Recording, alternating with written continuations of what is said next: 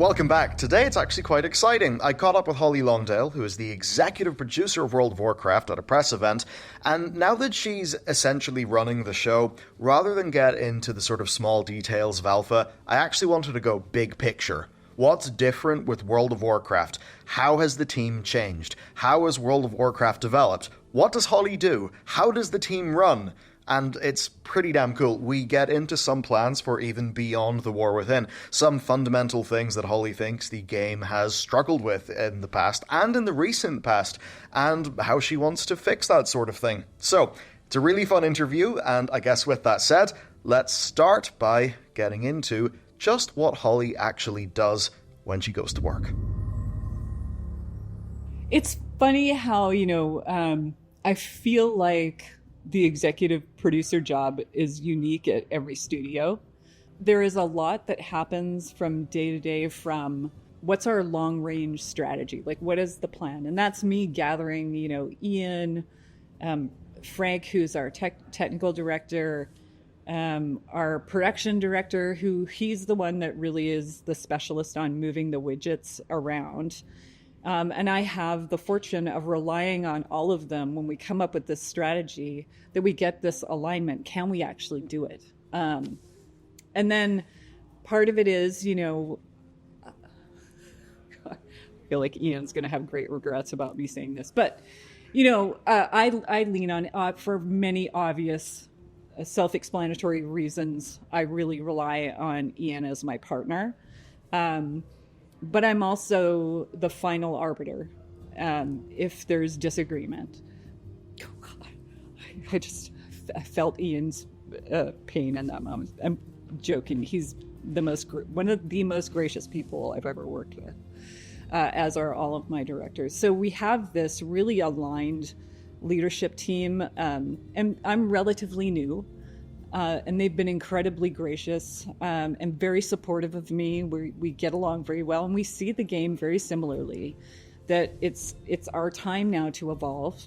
It's our time to look at the future of WoW, and very meaningfully, beyond, no offense to our PR folks, it's not a PR statement to say that we are aiming for the next 20, 30 years, because this game is so vibrant and has so many players. We would never abandon it. It wouldn't make any sense, and I think you know that. So there's that side. There's the giant strategy side. We've grown the team, and within the strategy, we've got this live team now. We've got the team that's doing the War Within. We've got a team working on Midnight, and we also have people working on The Last Titan and Classic. And frankly, Warcraft 3 Reforged and the RTS side of the business, which all falls under my umbrella. So I rely on a lot of incredibly talented people to help put this puzzle together in a way that's healthy for the team. And I'm sure you can imagine for the past year and a half, as we grew into this 8-week patch cadence with, you add that to the mix. That is expansion and live team threading together. We've created this complex recipe for how we get content to the audience. And from a day-to-day basis, from the team as it's grown a lot. If you look at, BFA days, it's significantly larger because we're doing quite a bit more. We want to invest in Classic, and we've started that too, and that's probably apparent by the number of things we've been doing with the Classic team. So I'm sort of a juggler at the high level. And then part of that too is making sure that, as Johanna's come in as the president, and even before her with Mike, making sure they're informed. Certain John Haidt, obviously, my boss and an incredible partner, making sure that I'm supported and that he's aware of all the myriad things we're doing. And then it's the human side. It's my role to make sure that the team, as best we can, understands all the nuance and where we need to go and what's our vision and what's our mission, making sure we have communication plans around that. I mean, it's everything you could imagine and more. Reviewing, let me tell you, This is one of the things I love about my job. There's many things. Motivating people, morale. It's been challenging. But the team is endlessly passionate and really invigorated by the reaction from the community with what we've been doing. But I get to see the early versions of the cinematics and make sure that like they're good to go. And I've seen, they're so good. That's one of the things I love. I get to work with Metzen, you know. So it is day-to-day meetings from 9 to whenever, but is the greatest joy of my life. I've never done anything more rewarding. I've worked with a lot of talented people in my time, but this is like taking it to 11. Yeah, it's a lot. It's a lot. I'm very lucky, and I get to talk to you. I get to work with the community, and I'm super excited by that too. But yeah, you have to be cool with multitasking. Yeah, and shifting and context shifting a lot. Sometimes there were times I would be in a classic meeting and reference the modern game and vice versa, because you just sometimes when you get close to ship, you know, you've got people to help you along the way, you know? Yeah. Yes, expect them. So, and there's a few reasons. So Plunderstorm, in that effort, full transparency, we knew a bunch of, you know, WoW's doing a BR. Okay. You know, we knew that was going to be part of it, and a lot of people were not going to love it, but we had pretty high confidence that a lot of people would, because our PvP audience have been a bit, you know, waving, you know, at us for some time. And we set ourselves some goals. Like, this is novelty. This isn't for the hardcore of the hardcore. This was something people could participate in. We wanted to see what this level of novelty and charm in a very World of Warcraft way, how it would go over. So we set ourselves some goals just to measure against what our expectations were, and it outperformed those. So we're like, check, that's great. The team, of course, they're like, let's do, when are we going to bring it out again? And, you know, let's plan for the next round. And then it's like, let's take a breath. We've got remix coming for Miss Pandaria. We're really excited just from the response from that. It was an immediate, it didn't have the same divisiveness or points of view that Plunderstorm did, we'll say. It seems to be broadly accepted. And we're going to see how that goes. And with, I'm sure you can understand, with each one of these, we learn a little bit more. There's mechanics that we have in there. We can look at the behavior of players, and we set ourselves goals. What do we think this is going to do? Who do we think this is actually for? Because now that we've broken our player base down from our data through observing behavior, we can identify different segments of our players, which is why you're seeing Dells. It's why you're seeing warbands. We can see that, you know, for lack of a better term, our mid and casual players, they've been underserved, which is Dragonflight was our first attempt to really target them. And we want you here. We can do a better job with those players. I think we would always be humble and say we can do a better job for every segment. But we're always going to deliver what our current players expect of us, but we want to really push. So Remix is one of those, Plunderstorm is one of those, and if we come on something that is just an absolute hit, of course you'll see another version if the players want it. That's what drives us. But you're familiar with Jeremy Fiesel, who's running the live team. And when when I talk to him and say, like, Jeremy, you and your team, go wackadoo. This is the space where we get to explore novelty and fun and whimsy. And the ideas that they've got, they are that. It's exciting. Yeah. But this is also a journey for this team, which was, it was a single unit that did everything. And I'm sure you can appreciate it's not healthy for a team to do that level of context switching. So when we say to the live team, your job is the heartbeat. You're the heartbeat of the live game.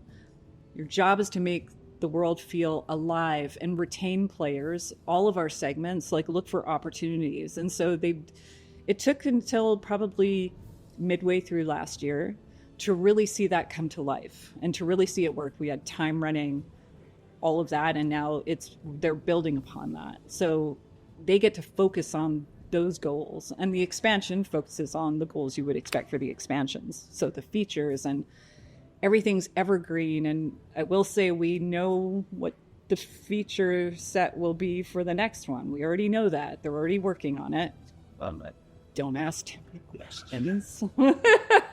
And then, we're really thinking about the connective tissue between them all so that everything feels cohesive. The direction we're going in makes sense. We set lofty goals for ourselves. We want WoW to be stable in the future, expand in the future, be inventive. We want to stay ahead. We want to stay ahead of the industry as well. So more is not always better, in the sense that when we knew, okay, 8-week patches, right? When you make that as a statement, 8-week patches, each patch is not the same as, they're not equitable necessarily. They're also not received the same way. So, 10.2.5 didn't have a lot of staying power the same way 10.1.5 did. So there's a journey here where, there was a couple of patches we did that just had a disconnected set of additions. You might have heritage quests, so like it's a bit of this and a bit of that. And one of the problems we face is when we do those kinds of things is discoverability. So now that we know that, okay, well, now we need a plan for that in the future. And the team does have ideas on how do we improve discoverability in the game. So when I say more isn't better, it's that problem. We don't want people to feel, we don't want them to either miss out on something they would be interested in, which is when we talk about looking at our data and getting a good understanding of our player segments. We should be able to deliver to you the kind of content you want to play, like most technology does these days. So we're looking pretty broadly. On discoverability, I'm sure you can imagine there's a lot of ways we could go. But I know on the live team, I'm not sure if you're familiar with Evan Lee. He's a lead on the team. But there's several ideas on how we get an understanding of the content you do regularly in the game, prioritize, some of the things we may want to surface that you may be interested in doing, particularly, based on logins. So if you are a returning player, there may be some things we think are pivotal for you to take part in. And that's part of, we don't have that ready for War Within, but it's certainly it's on their roadmap.